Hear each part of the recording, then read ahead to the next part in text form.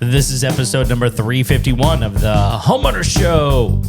Whether you're DIY or looking to hire, we're here to help you find the best information and options for you and your home. My name is Kevin Hackett, and here with me is Craig Williams. Hello, and welcome to the Homeowner Show. We are so glad that you could join us for another episode here in the Homeowner Show studios. How you doing, Kev?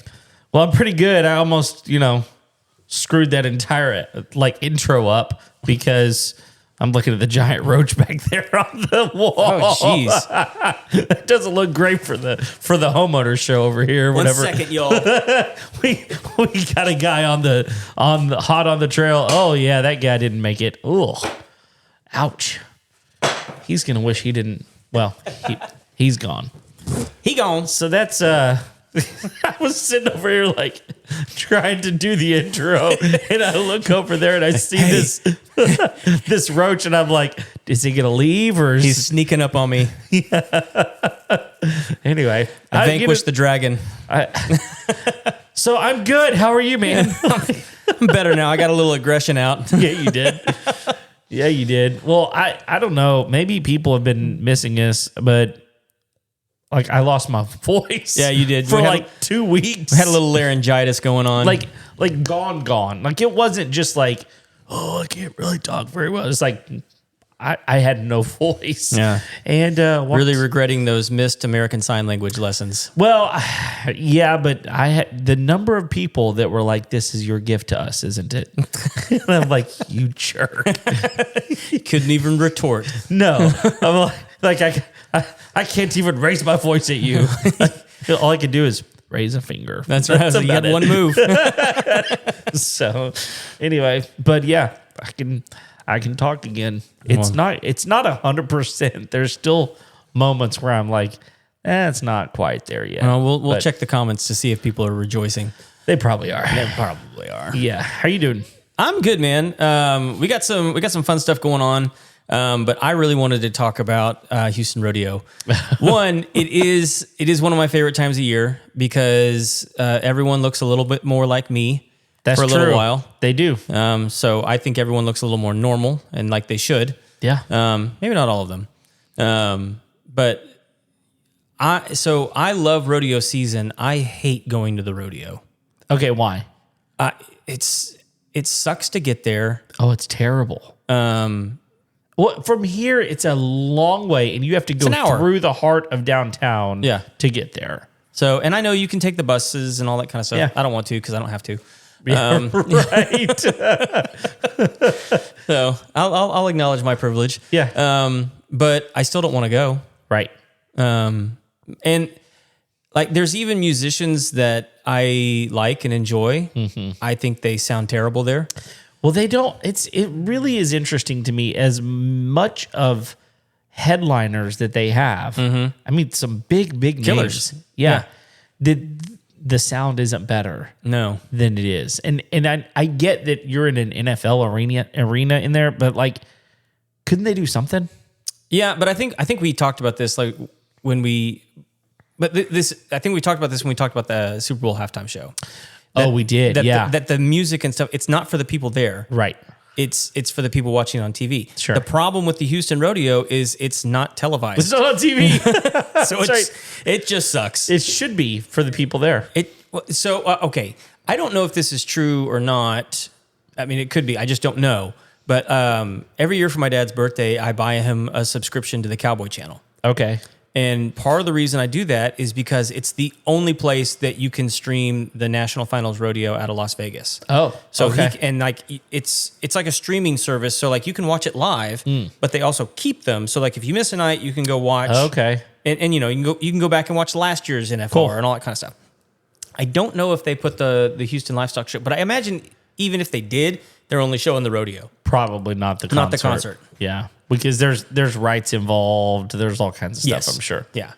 So, I mean, and they've had Creed played this year. Oh, yeah. Which... Well, I was planning on going. To see Creed? Last Sunday to see Forrest Frank. Oh, okay. My son loves Forrest Frank. In fact, my daughter loves Forrest Frank too. And because they listen to it all the time, I've kind of he's good. Gotten into the guy a little bit.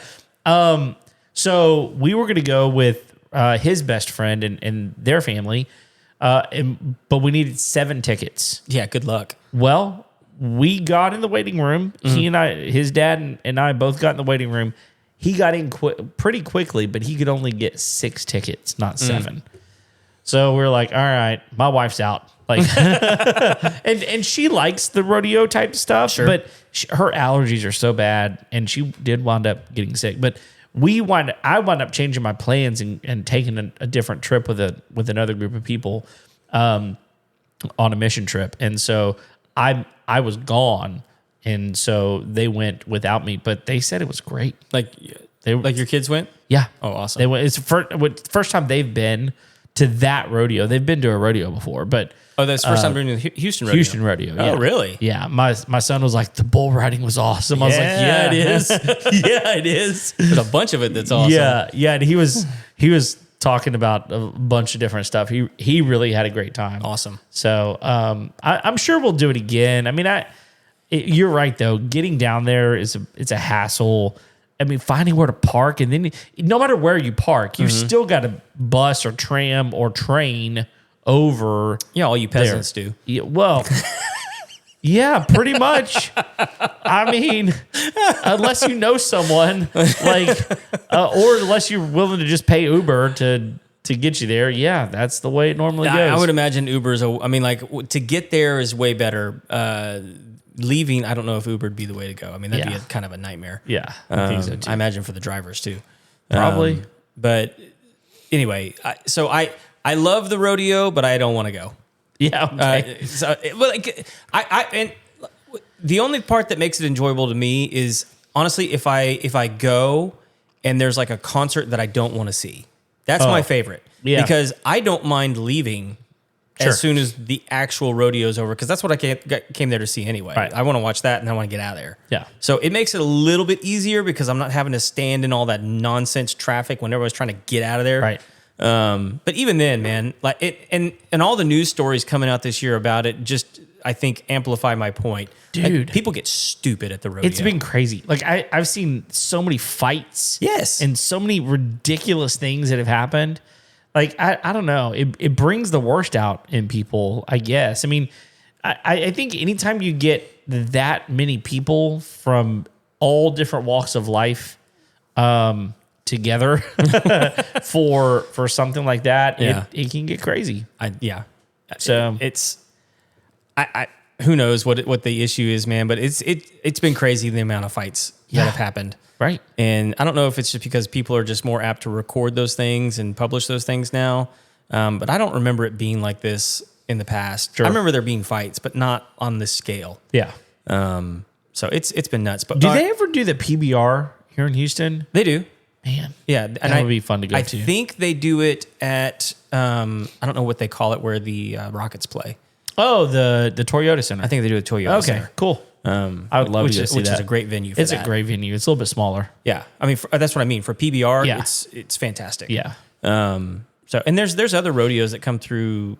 I mean, like they're fixing to have the Montgomery County Rodeo, which is a big rodeo. Yeah, and it's that venue is really great. Yeah.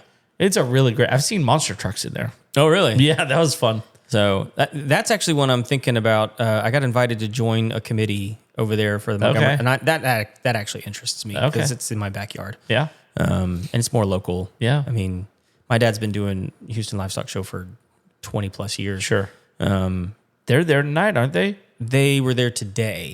Okay. My mom actually called me. Because they spent the whole day down there today, and she goes, I think I know where all the fights are breaking out. And I was like, why? And she goes, I went to Chick-fil-A to get a drink, and it was a Coke Zero. It was like a 12-ounce Coke Zero, and they told me it was going to be $9. Oh. And I was like, yeah, that pissed me off too. Yeah. I'll hit anybody. You know what you pay for this thing? Back up. Yeah. I think I own part of the rodeo. So... and she said that kid, he's like, no matter what it was $10. And chicken sandwich, $10. Coke, $10. Wow. Yeah. Goodness. So, but anyway, we had the fun scandal of Lina Hidalgo. Oh my goodness. And if you haven't been paying attention, like it made national news. Yes, it did. So our beloved Harris County judge, Lina Hidalgo, was escorted from the premises of the Houston Livestock Show. And I forget I didn't even know the artist that they were there to see. It was some girl wearing some pink thing. I don't know. Playing a pink guitar. It wasn't Pink. It wasn't Pink. No, I didn't know who it was. No, it wasn't the artist Pink. It wasn't Pink. No, I think her name starts with like an M or something like that. Megan. Is it Megan Trainor? No, it wasn't Megan Trainor. I don't know. I'll go look. Anyway, it was like the pop night that they had there.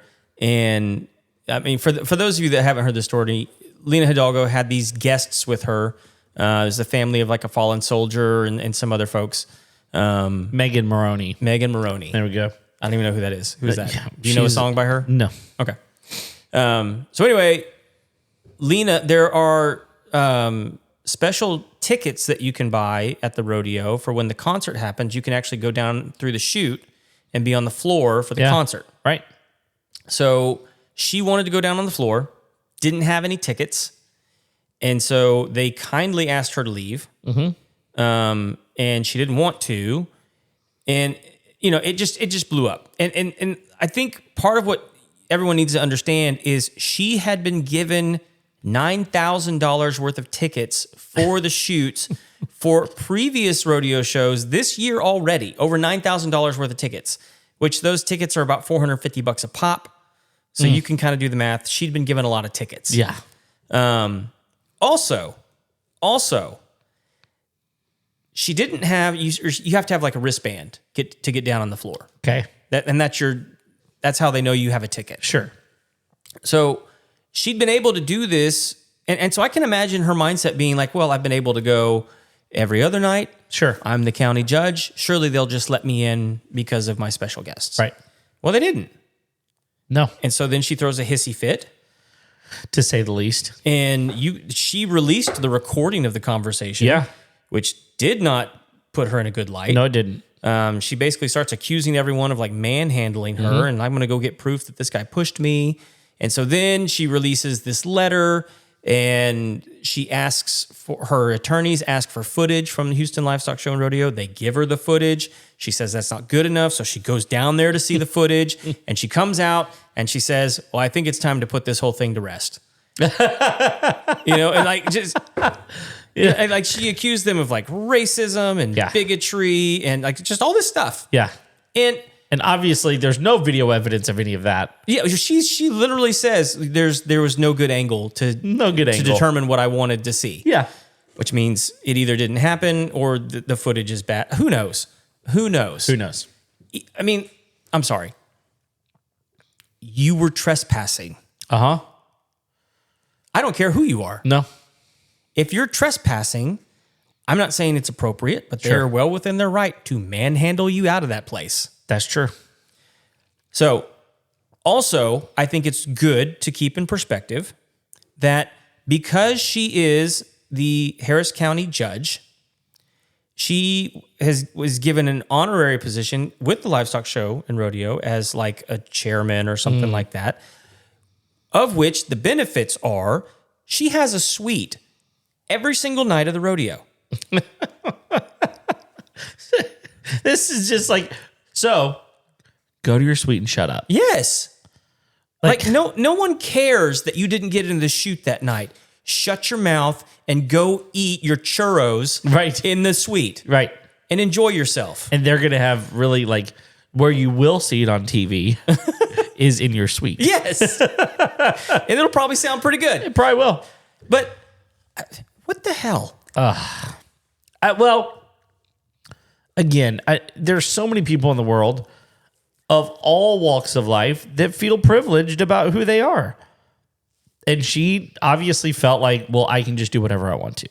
And here's what's interesting. And to me, and again, you've probably read more about this than I have, but what I've seen, it's basically the Houston Livestock, the rodeo committee who was like, no, you're not. This isn't happening. Yeah. So like the people, they weren't singling her out. No. They were just going, you don't have the credentials to be here.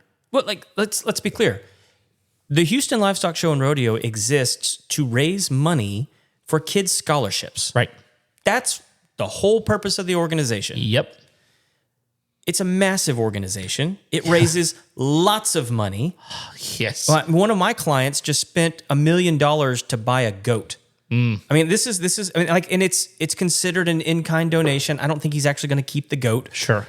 But like that's what you do there. If you got money, you go spend a bunch of money on a sheep or a cow or like whatever. And if you go to the convention center and go in there, you'll see thousands of students that are showing their animals through FFA. Mm-hmm. And my nephew is one of those kids, and he comes to the Houston Livestock Show every year in hopes of getting some scholarship money. Yeah. It's a great thing. It's a great opportunity to get scholarship money. It is. For those FFA kids.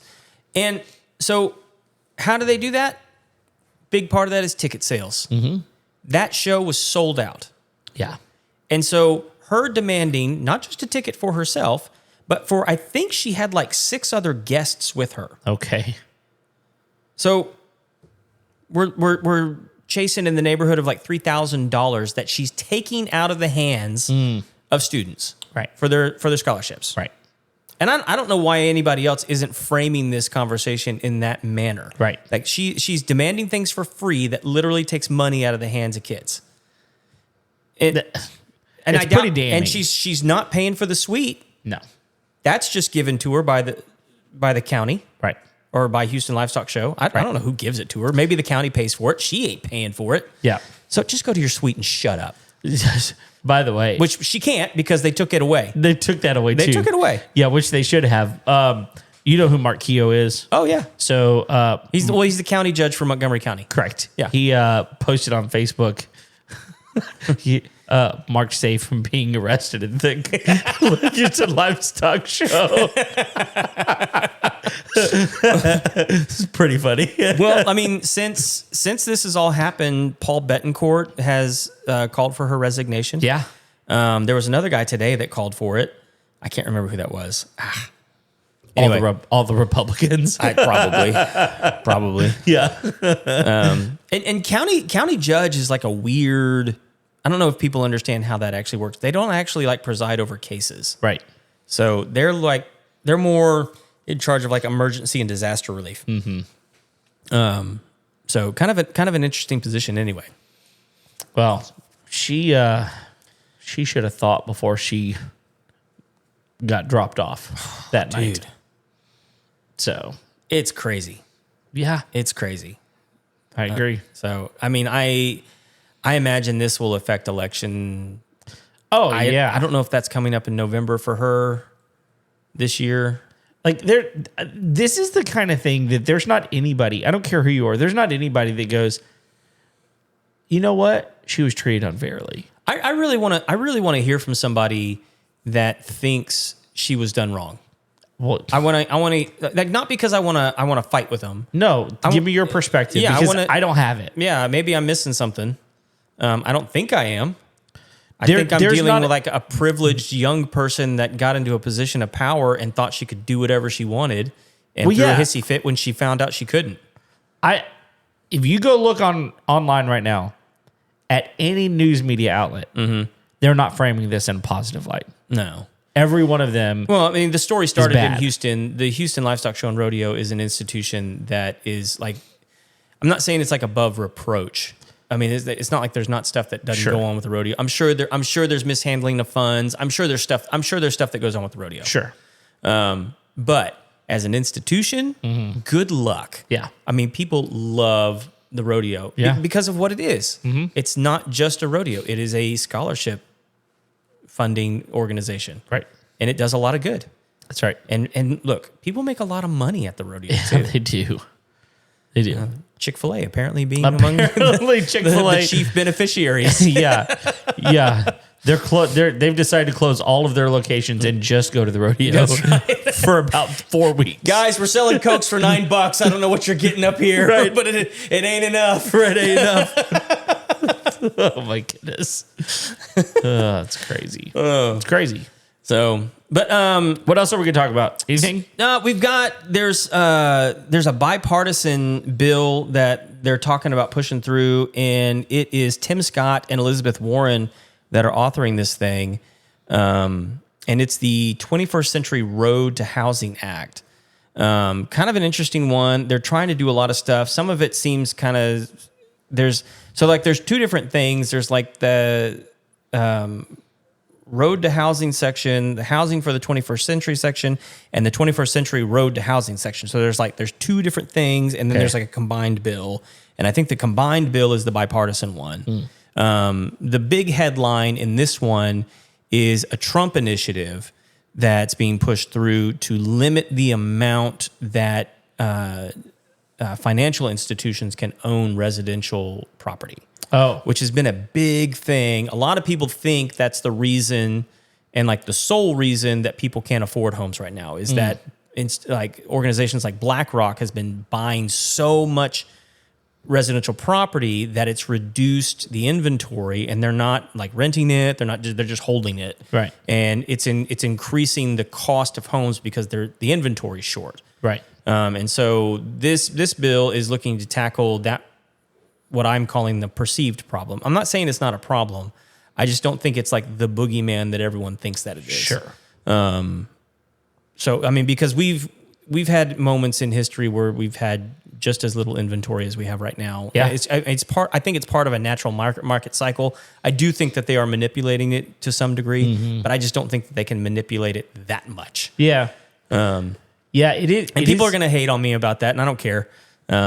It's just, it is what it is. I mean, I'm fine with this being a thing because Yeah. I don't see the value in institutions like BlackRock being able just to hold endless amounts of residential property. Which isn't fair in so many reasons. I think that what's interesting though is like just anecdotally, there's a number of properties available in my neighborhood that have been there for 3-4 months. Yeah.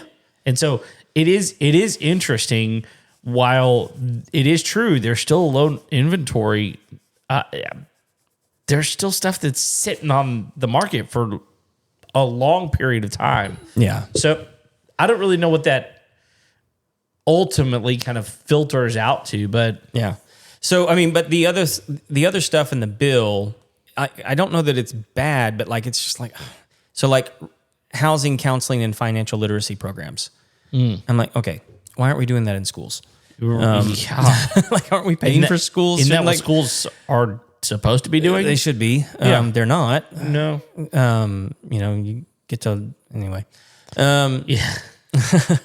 Yep. So, increase housing and opportunity zones, meaning they're going to provide grants in areas that the HUD designates as opportunity zones. Okay.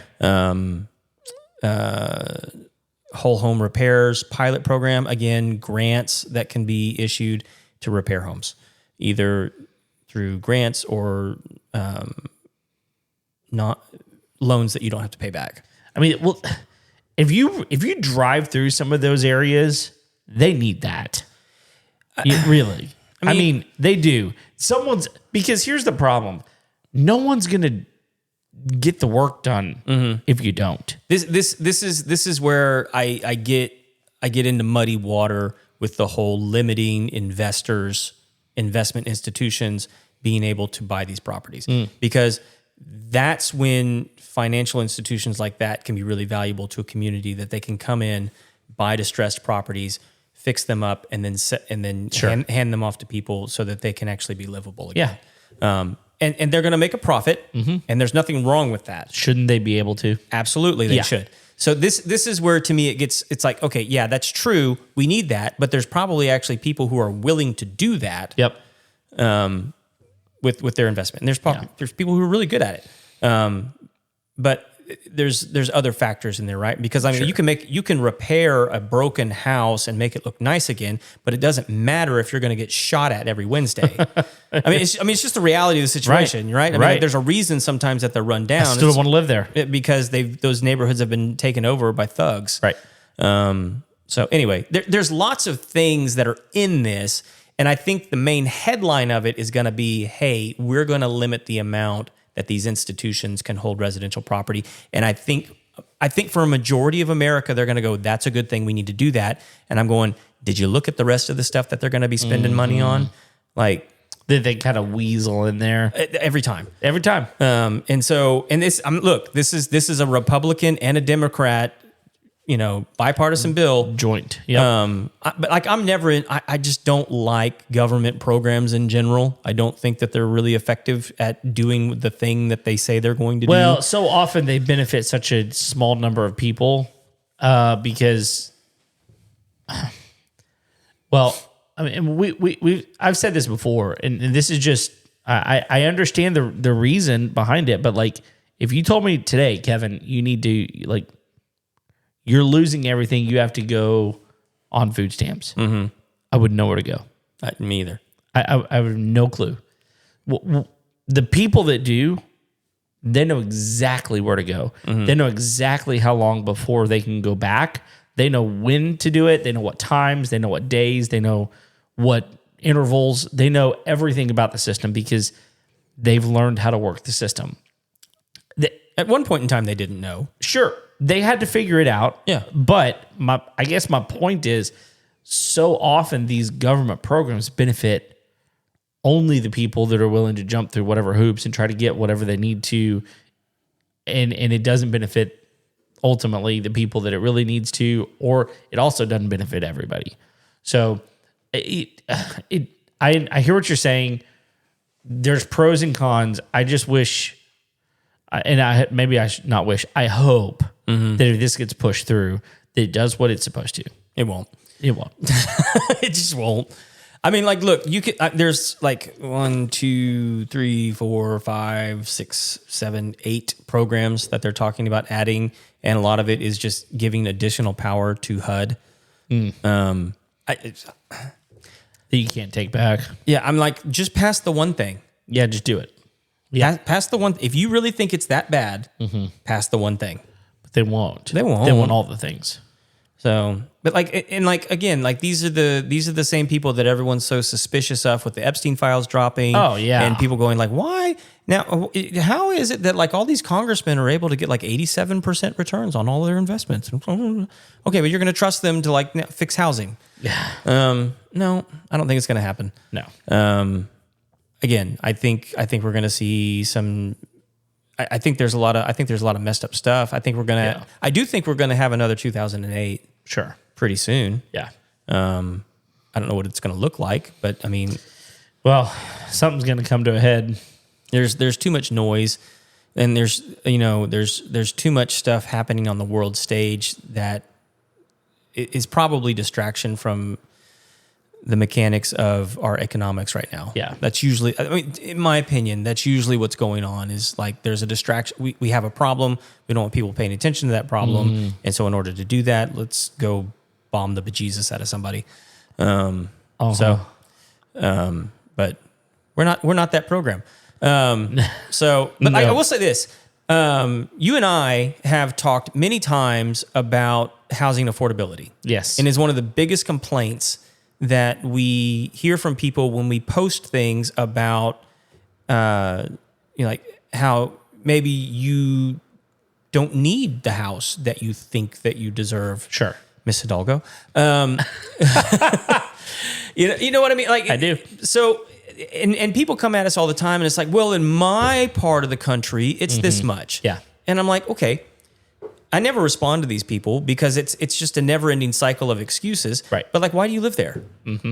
You made a choice. Do you have to live there? No. Well, most likely not. Most likely not. Sure. Could you find a job in a more affordable part of the country? Yeah. You don't want to. Right. So I'm sorry. Yeah. There's more affordable parts of the country where you could probably make the same money and pay a lot less for housing. Or maybe make more money. You never know. Or figure out how to be more valuable. Yeah. And in the meantime, rent. Rent. If you have to live there and you want to live there, that's fine. I'm not going to tell you that you have to move. Sure. But don't cry to me about housing. Right. Because you're telling me like the only thing around you, the cheapest thing you can get is $400,000. Bull. So, which, I say crock on that one too, because you're just not, you're looking for what you want. Right. Not what you can afford. Right. The only these superlatives you're using are probably not. Yeah, give me the zip code, and Right. I'll send you some listings. Right. Exactly. I was talking with a customer today that lives on 4 acres. Okay. And I was just talking to her about her property. She's got goats and chickens, and I mean, she's just happy as all get out. Sure. And it's not a super nice house, but they've been doing a lot of work on it. It's gonna be nice by the time they're done with it. And she said, you know what she said, we lived here for 7 years now. And I said, that's awesome. And she goes, you know what we paid for this place? And I said, what? She goes, $87,000. What? And I was like, you got to be kidding me. And she goes, no. She goes, the man that lived here before, he lived here for 5 years and got foreclosed on. Wow. And we picked it up as a foreclosure. Oh, my Cost goodness. us $87,000. Unbelievable. And she goes, now in 2020, my taxes were $3,000. And in 2021, they doubled them. And in 2024 or 2023, they doubled them again. Oh, my goodness. And she goes, so the taxes are not great. Right. They keep going up and up. They're a fourth of the cost of the... She goes, oh, and like, I mean, like, to be fair to the county, like, there's no way that place is worth $87,000. No, of it's course worth not. a lot more than that now. Sure. And so, and she said that too. She's like, I didn't fight it because like it wasn't unreasonable what they were asking me to pay based off like what I thought the place was worth. Sure. But like, this is not far from you and me. And she's on 4 acres with a 3-2 house Okay. that needed to be fixed up. Sure. But she paid $87,000 for it 7 years ago. So, like, don't tell me that you can't find something. Yeah. Don't tell me that they're not out there. They're in places that you don't want to live. They're styles that you don't want. Right. They are amenities that you don't want. Yep. It's in a like there's all these things, and you've put all these limits around what you can afford because you've decided that I have to have this. Right. And everyone just needs to, if you really want to buy a house, and it's like it's that important to you, then like I'm sorry, damn the details. Just find the one that you can afford. Right. And build equity, save. Which look, when we say that, a house is basically a savings account. Oh, and it's a really good one. It's a good savings account. Yeah. So like find the one that you can afford. Save your money. Right. Meaning build your equity. Yep. And then in 4 to 5 years, go shopping again. Do it again. Like it's not hard. No. And But this like, is here's the crazy part is in 4 to 5 years, you might look at where you're at and you're like, you know what, I really like this place. it's not bad. It's pretty good. Yeah.